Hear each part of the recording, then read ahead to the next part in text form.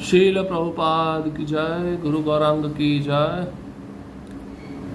कल के सत्र में हमने सुना था रामानुजाचार्य जगन्नाथपुरी जाते हैं।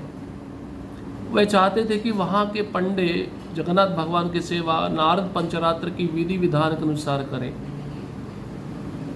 और पंडे जानते थे कि अगर रामानुजाचार्य के साथ हम वाद विवाद करेंगे तो हम जीत नहीं पाएंगे, और रामानुजाचार्य जगन्नाथपुरी के राजा से निवेदन करके एक तर्क वितर्क का सम्मेलन करवाना चाहते थे। तो सारे पंडितों ने भगवान जगन्नाथ को प्रार्थना किया कि आप हमें बचाइए। जगन्नाथ भगवान ने रात में सोते सोते रामानुजाचार्य को जगन्नाथपुरी से उठाकर कुरुक्षेत्र, जो वहाँ से 300 मील दूर है, वहाँ पर फेंकवा दिया। अब सुबह जब रामानुजाचार्य उठे तो उन्होंने देखा कि मैं अलग जगह पे उठा हूँ, सोया मैं जगन्नाथपुरी में था। उस जगह को देखकर वे आश्चर्यचकित हो गए, उनकी समझ में कुछ नहीं आ रहा था।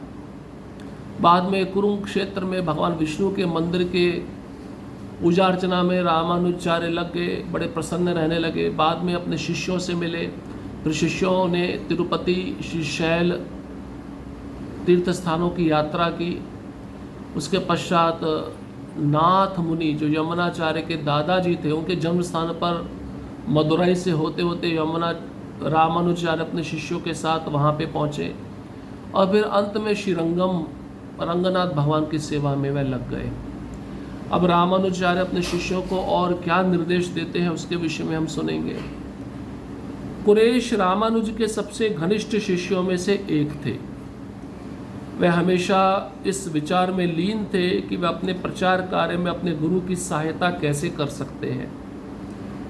वह कांचीपुरम के पास एक छोटे से गांव कुराग्रहर के एक धनी ब्राह्मण परिवार से थे। चूँकि वे वास्तव में कुर गांव के आसपास के पूरे इलाके के जमींदार थे, इसलिए उसे कुरेश कुर के मालिक के रूप में जाना जाने लगा। उन्होंने अंडाल नाम की एक बहुत ही योग्य लड़की से शादी की, और उन्होंने मिलकर उस अपार संपत्ति का इस्तेमाल क्षेत्र के सभी गरीब लोगों को दान के कार्यों में प्रदान किया जो उन्हें मिली थी। अब रामानुजाचार्य के एक प्रिय शिष्य थे जिनका नाम था कुरेश, सबसे घनिष्ठ शिष्यों में से एक, जो रामानुजाचार्य को बहुत प्रिय। और कुरेश हमेशा इस विचार में लीन रहते थे कि अपने गुरु की सहायता वे कैसे करें, प्रचार कार्य को कैसे आगे बढ़ाएं। यही शिष्य का कर्तव्य है। शिष्य को ये सोचना चाहिए मेरे गुरु की इच्छा क्या है, और जो गुरु की इच्छा के अनुसार जो शिष्य चलता है वही श्रेष्ठ शिष्य है। कांचीपुरम के पास के छोटे से गांव कुराग्रहर में उनका धनी ब्राह्मण परिवार में जन्म हुआ था। चूँकि वास्तव में उनके गांव का नाम कुर था, आसपास के पूरे इलाके के वे जमींदार थे, इसलिए उसे कुरेश कुर के मालिक के रूप में जाना जाने लगा। और अंडाल नाम की एक बहुत ही योग्य लड़की से उन्होंने विवाह किया। उन्होंने मिलकर उस अपार संपत्ति का इस्तेमाल वहाँ के आसपास के गरीब लोगों को दान देने के कार्यों में लगा दिया। जो उन्हें संपत्ति मिली थी, गरीब लोगों को दान देना,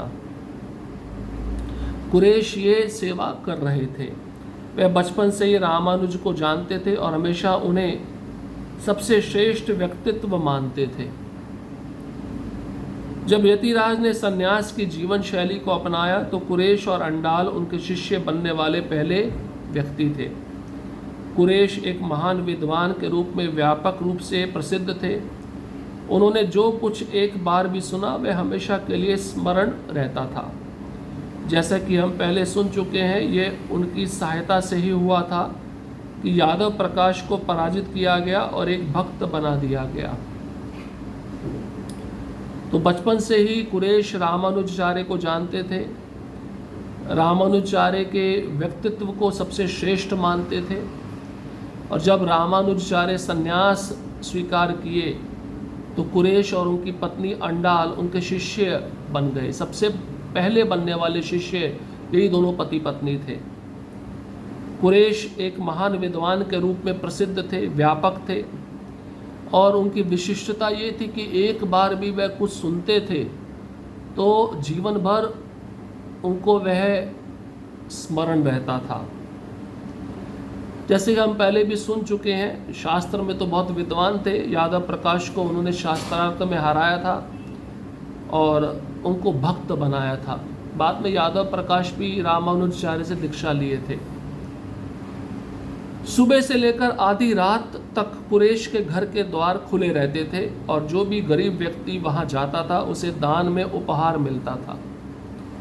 एक बार भगवान वरदराज की पत्नी लक्ष्मी देवी ने कुरेश के घर के दरवाजे बंद होने की आवाज़ सुनकर अपने सेवक कांचीपूर्ण से पूछा कि आवाज़ कहाँ से आ रही है। उस समय कांचीपूर्ण ने माँ लक्ष्मी को कुरेश की गतिविधियों के बारे में बताया। उसने उनको बताया, सुबह से आधी रात तक गरीबों, लंगड़ों और अंधों की सेवा की जाती है। फिर घर के द्वार को अगली सुबह तक के लिए बंद कर दिया जाता है ताकि कुरेश और उनकी पत्नी अंडाल थोड़ा आराम कर सके। कितने विशेष पति पत्नी थे, क्या सेवा करते थे। जो भी संपत्ति उनके पास आती थी गरीबों को दान में देना। कोई गरीब है, कोई अंधा है, कोई लंगड़ा है, जैसी आवश्यकता है उनकी उस प्रकार से उनको संपत्ति दान देना, ज़मीन दान देना। तो सुबह से लेकर आधी रात तक कुरेश के घर के दरवाजे खुले रहते थे। कोई भी किसी भी समय आए, गरीब व्यक्ति आता था, दान में उपहार के रूप में कुछ वस्तु ग्रहण करके चला जाता था, सुबह से लेकर आधी रात तक। तो एक बार भगवान वरदराज की पत्नी जो लक्ष्मी देवी थी, उन्होंने कुरेश के घर के दरवाजे बंद होने की आवाज़ सुनी और माँ लक्ष्मी ने, जो वरदराज भगवान की पत्नी है, उन्होंने कांचीपूर्ण से पूछा आवाज़ कहाँ से आ रही है। उस समय कांचीपूर्ण जो भगवान वरदराज की सेवा कर रहे थे, उन्होंने माता लक्ष्मी को कहा कि सुबह से आधी रात तक गरीब हो, लंगड़े हो, अंधे हो, कुरेश उनकी सेवा करता है और फिर घर के द्वार को अगली सुबह तक के लिए बंद कर दिया जाता है ताकि कुरेश और उनकी पत्नी अंडाल थोड़ा आराम कर लें। आधी रात मतलब रात के 12 बजे तक सुबह से लेकर दरवाज़ा घर का खुला रहता था और कोई भी गरीब व्यक्ति आता था उसको दान दिया जाता था। अब आधी रात से सुबह तक थोड़ा आराम मिल जाए, इस कारण से उस समय तक उनके घर के दरवाजे बंद हो जाते थे। ये द्वारों के बंद होने की आवाज़ थी जिसे आपने सुना है। कांचीपूर्ण से वर्णन सुनने के बाद लक्ष्मी देवी कुरेश को देखने के लिए बहुत उत्सुक हो गई और उनसे अगली सुबह उस भक्त को अपने पास लाने के लिए कहा। अब कांचीपूर्ण से ये सब बातें माता लक्ष्मी ने जब सुनी तो उन्होंने कहा, ये जो दरवाज़ा बंद होने की आवाज़ है ना, ये कुरेश के घर के दरवाजे की आवाज़ है। कांचीपूर्ण से ये सब वर्णन सुनने के बाद माता लक्ष्मी ने कुरेश को देखने के लिए बहुत इच्छा जागृत की, उत्सुक हो गई। अगली सुबह उस भक्त को अपने पास लाने के लिए उन्होंने कहा। माता लक्ष्मी ने एक भक्त को भेजा होगा कुरेश के पास और कहा होगा, माता लक्ष्मी आपको मिलना चाहती है, आप चलिए। अगले दिन जब कांचीपूर्ण ने कुरेश को देखा तो उन्होंने उन्हें भाग्य की देवी के बारे में बताया। इस पर कुरेश चकित हुए और उत्तर दिया, मैं कौन हूँ? एक कृतज्ञ दुष्ट दिमाग वाले व्यक्ति के अलावा कुछ भी नहीं, जबकि लक्ष्मी देवी ब्राह्मण की माँ है जिनकी पूजा ब्रह्मा शिव द्वारा भी बड़ी श्रद्धा के साथ की जाती है। ऐसा कहा जाता है कि एक चांडाल मंदिर में प्रवेश नहीं कर सकता और मैं अपने धन से दूषित होकर किसी भी चांडाल से निम्न हूँ, इसलिए मैं अपने आप को माता लक्ष्मी के समक्ष कैसे पेश कर सकता हूँ। तो माता लक्ष्मी ने कांचीपूर्ण को भेजा कि कुरेश को बुला के लाओ, मैं उसका दर्शन करना चाहती हूँ। तो कांचीपूर्ण माता लक्ष्मी के आदेश के अनुसार जब कुरेश के पास गए और उनसे याचना किया, माता लक्ष्मी आपको देखना चाहती है, चलिए। अब कुरेश देखे कितनी नम्रता दिखा रहे हैं। वह कहते हैं, मैं कौन हूँ? मैं कृतज्ञ दुष्ट दिमाग वाला व्यक्ति हूँ, बुरे विचारों के अलावा मेरे दिमाग में कुछ भी आता नहीं है। और जबकि लक्ष्मी माता कौन है? वह ब्राह्मणों की माँ है। लक्ष्मी माता की पूजा ब्रह्मा करते हैं, शिवजी करते हैं, बड़ी श्रद्धा के साथ करते हैं, ऐसा कहा जाता है। कुरेश कह रहे हैं कांचीपूर्णों की कांचीपुर्ण को कि चांडाल मंदिर में प्रवेश नहीं कर सकता और मैं अपने धन से दूषित हो गया हूँ, मैं भी किसी चंडाल से गिरा हुआ नहीं हूँ, मैं भी चंडाल से निम्न हूँ, इसलिए मैं माता लक्ष्मी के समक्ष कैसे जा सकता हूँ। इतना सब दान देने के बाद भी कुरैशी विचार कर रहे हैं कि मैं धन से दूषित हूँ, मेरे अंदर धन का घमंड है, गर्व है, इसलिए मैं योग्य नहीं हूँ माता लक्ष्मी के दर्शन करने के लिए। इस स्तर पे था कुरैश का वैराग्य। जो भी धन था वो तो गरीबों की सेवा में लगता था, लेकिन सेवा के साथ साथ नम्र रहना ये बड़ा कठिन है।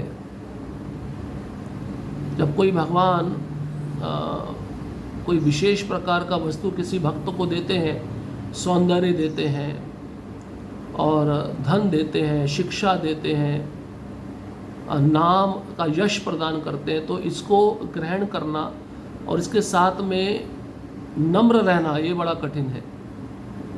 क्योंकि अधिकतर देखा जाता है जब ये चीज़ें मिलती हैं तो व्यक्ति गर्वित हो जाता है, और सच्चा भक्त वही है इन चीज़ों को प्राप्त करके भी भगवान की सेवा में लगाए और नम्र बना रहे और सोचे मैं इन सब के योग्य नहीं हूँ, मैं इन सब का पात्र नहीं हूँ, मैं एक निमित्त मात्र हूँ और मैं जो सेवा दी गई है उसको पूर्ण कर रहा हूँ। इस भाव से अगर भक्त रहता है तो कितनी भी अपार संपदा भगवान उसको प्रदान करे, उस अपार संपदा के द्वारा भक्त कभी भी दूषित नहीं होगा, उसके मन में बुरे विचार नहीं आएंगे। अब कुरैश का वैराग्य इतना था कि भगवान की जो पत्नी है माता लक्ष्मी वो दर्शन करना चाहती थी, तो इतना धन देने के बाद भी इस भक्त के अंदर इतनी नम्रता है। आजकल ऐसी नम्रता देखना बड़ा कठिन है। थोड़ी सी हम में कला आती है, थोड़ी सी हम में गुणवत्ता आती है, गुरु की कृपा से हम गर्वित हो जाते हैं कि मैं जो सेवा कर रहा हूँ मेरे जैसा सेवा और कोई दूसरा नहीं कर सकता है। ये कृपा समझनी चाहिए कि बुद्धि भी भगवान दे रहे हैं, शरीर में शक्ति भी भगवान दे रहे हैं, जिसके द्वारा वह अच्छे से सेवा हो पा रही है, तो इसका क्रेडिट भी, इसका श्रेय भी गुरु और भगवान को जाना चाहिए। तो कुरैश यहाँ पर एक आदर्श भक्त की भूमिका निभा रहे हैं और सच में कह रहे हैं मैं योग्य नहीं हूँ, मैं कौन होता हूँ माता लक्ष्मी के पास जाने के लिए, मैं तो चंडाल से भी गिरा हुआ हूँ, कि जो धन मैं दान में देता हूँ उससे मुझे गर्व होता है कि देखो मैं कितना बड़ा दानी हूँ। इस प्रकार का भाव कुरैश में था। और सच में देखा जाए कि जो भाव था ये दिखावटी नहीं था, ये सत्य जैसा भाव था उनके मन में, इसी भाव को वे प्रदर्शित कर रहे थे। अब कांचीपुर्ण को माता लक्ष्मी भेजी है, उनको बुला के लाओ, मैं देखना चाहती हूँ, लेकिन कुरैश जाना नहीं चाहते और अपने धन पे भी उनको गर्व नहीं है। ऐसे भक्त मिलने संसार में बहुत दुर्लभ है। इनको शिक्षा का ज्ञान हो लेकिन शिक्षा के ज्ञान पे भी गर्वित नहीं, अपनी शिक्षा दूसरों में बांटते रहते हैं। जिनको सौंदर्य मिला तो सौंदर्य पे भी गर्व नहीं है, वो सोचते हैं कि भगवान ने मुझे इतना सुंदर बनाया, सारे लोग मेरे पीछे हैं, मेरे को देखते रहते हैं, ये अच्छा नहीं हुआ, इससे अच्छा मैं कुरूप होता। तो ऐसा भाव भी नम्रता का प्रतीक है। तो भक्तों में ये भाव आने चाहिए। और देखा जाए जन्म से लेकर अंत तक हम जो कुछ भी कर रहे हैं वो सब भगवान की ही कृपा से कर रहे हैं, हमारी कोई योग्यता नहीं है। शरीर भी भगवान का दिया हुआ है, इंद्रियों में शक्ति भी भगवान की दी हुई है। जब उसी शक्ति का उपयोग हम कृष्ण की सेवा में लगाते हैं तो भगवान प्रसन्न होते हैं। ये सच्ची सेवा है। अब कांचीपुर्ण जाकर क्या उत्तर देंगे माता लक्ष्मी को कि कुरैश नहीं आना चाहता, कुरैश अपने को योग्य नहीं समझ रहा है। तो माता लक्ष्मी देखिए कुरैश का वैराग्य देखकर स्वयं उसके घर में आएंगी, उसका दर्शन करने के लिए आएगी। ऐसा सौभाग्य बहुत ही कम भक्तों को प्राप्त होता है। इस सेवा से प्रसन्न होकर भगवान स्वयं दर्शन देने के लिए आए। इसलिए हमारे आचार्य भी कहते हैं सेवा ऐसी करो कि भगवान तुम्हारी सेवा को देखकर तुम्हें दर्शन देने के लिए आए। सेवा का दिखावा मत करो कि भगवान तुमको देखें, या मैं ऐसी सेवा कर रहा हूँ कि मेरी जैसी सेवा कोई कर नहीं सकता है। तो हमारे आचार्यों का सिद्धांत यही है कि हम भगवान को देखने का प्रयास ना करें, भगवान हमको देखें हमारी सेवा से आकर्षित होकर। अब कुरैश का वैराग्य, कुरैश की भक्ति की पवित्रता इतनी महान है कि माता लक्ष्मी स्वयं जाएगी उनका दर्शन करने के लिए। इसको हम अगले सत्र में श्रवण करेंगे। हरे कृष्ण कृष्ण कृष्ण हरे हरे, हरे राम राम राम हरे हरे। श्रील प्रभुपाद की जय, गुरु गौरंग की जय।